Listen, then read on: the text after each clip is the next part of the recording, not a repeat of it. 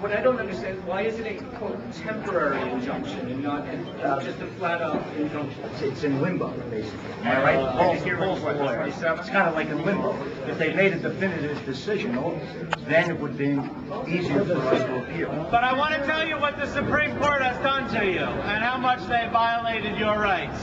Because a preliminary injunction, which is what they issued, is not supposed to issue unless they make a finding of irreparable harm.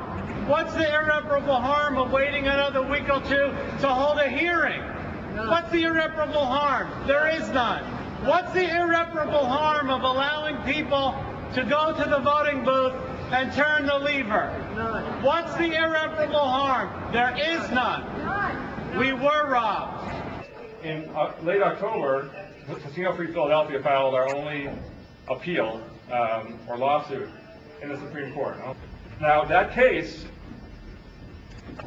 which is in the Supreme Court still, has not been touched. In one case, you have citizens, community groups, filing a lawsuit in October, asking for an injunctive relief, which is basically to stop the process, and nothing happens. Meanwhile, you have the Gaming Control Board and the casino industry filing a suit, asking for injunctive relief, and asking for an expedited decision. What happens? 7 days. How many days? How many days?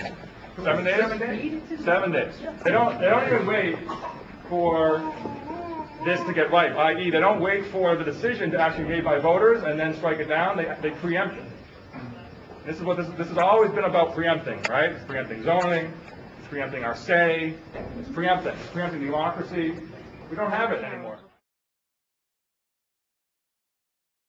It is tyranny when the courts and the governor and the legislature conspire to pass laws in the dead of night without giving citizens any meaningful opportunity to see and participate in what their government is doing.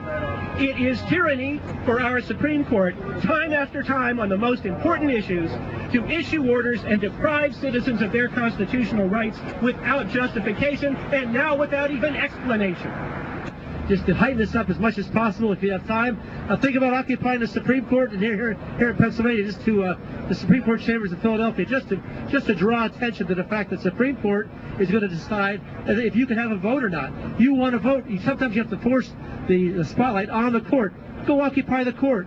So you get carried away. At least you're trying to force democracy here, which actually does not exist in Pennsylvania at this point.